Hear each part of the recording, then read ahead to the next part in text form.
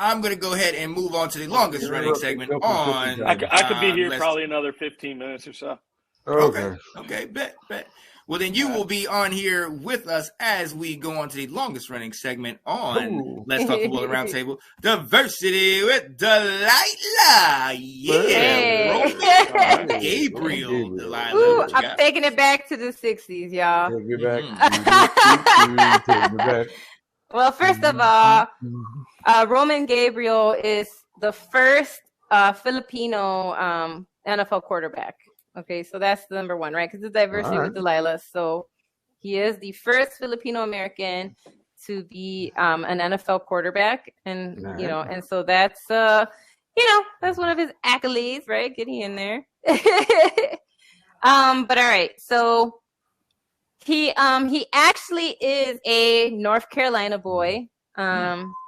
He suffered from asthma when he was younger, but that didn't stop him from excelling in sports.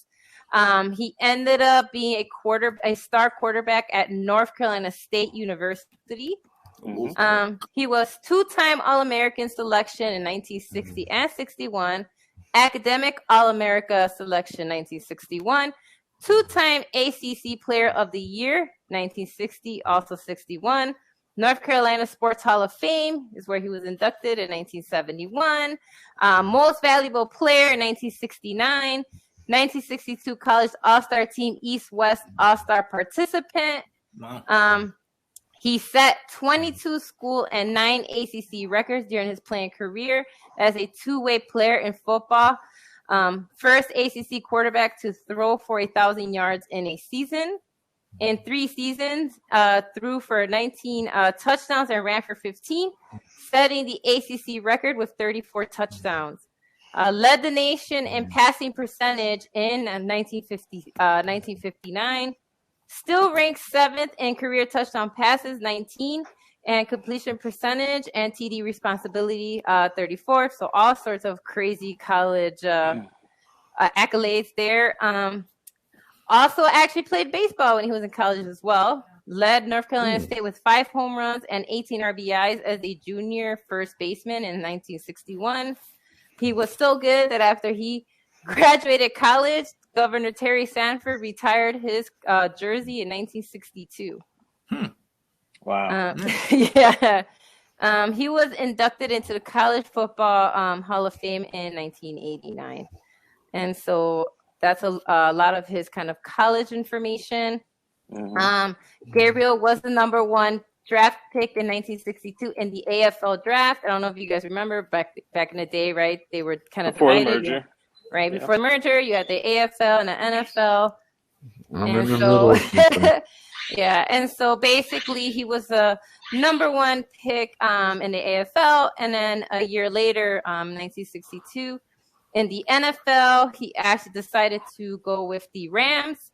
So Gabriel signed with the Rams in 1962 with the number 2 pick, excuse me. So that's kind of where he got inducted into the NFL. In 1962 through 1965, he had a difficult time securing his starting quarterback position at that time. The coach at the time, Zeke Petrowski, kind of didn't want to start him yet. And he only started Gabriel because a lot of the other quarterbacks started being injured and started getting hurt. So he finally did get to play. He did start 23 games from 1962 through 1965. The Rams' record in those games was 11 wins, 11 losses, which at that time was actually pretty good for the Rams. The other Rams quarterbacks who started the other 33 games combined record only at that time had 4 wins, right? So with his 11 wins, basically kind of outplayed the other quarterbacks. And because of that, when George Allen took over as head coach in 1966, he basically was like, Gabriel, you're my starter. He started all 14 games. They went 8-6, their first winning season since 1958. Because again, remember this back in the day, so a lot of the stuff is a little different, shorter weeks, right? Not as many games and stuff like that. Anyway, in 1967, The Rams went 11-1-2 and made the playoffs as the NFL Coastal Division champions. Again, these were broken down a little different. Gabriel was named the AP Offensive Player of the Week the last 2 weeks of that season. Same year, 1967, in Week 13, needing a win to keep their playoff hopes alive. Gabriel was 20 for 36 with 3 touchdowns, including the game winner. Unfortunately, they lost to the Green Bay Packers, who were the defending champions at the time.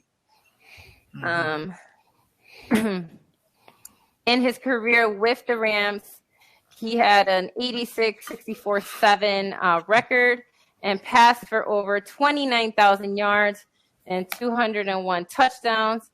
He is the only quarterback from this era to still rank high in the lowest interception percentage.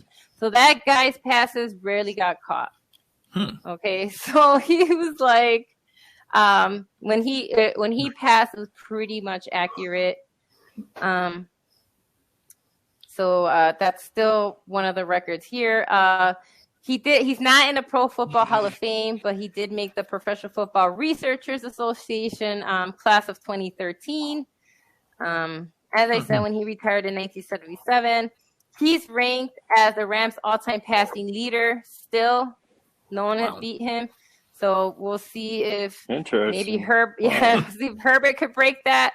But right now, he is still the Rams' all-time passing leader with 22,223 yards. Yeah, sorry. I don't know why I was thinking Chargers. But yeah, Stafford, you got a chance. 154 touchdowns.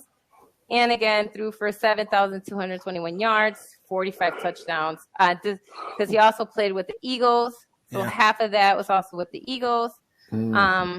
And again, he still holds that record with the Rams. No one has broken his passing record. Kurt Warner didn't, huh? That's crazy.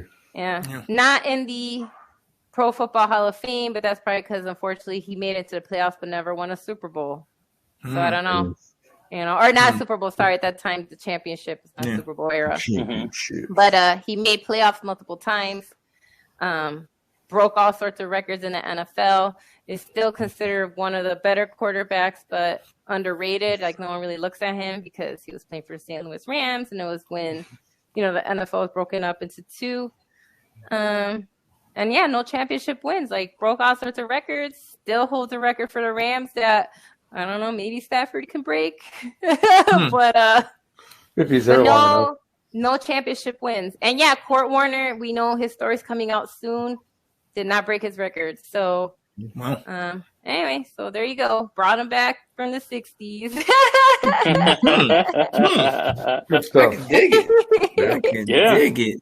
Good stuff. That's not a name you hear every day. There's definitely those true diehard football fans that are diving into the facts here. Get me in there, coach. I had to Google them. I've seen a lot.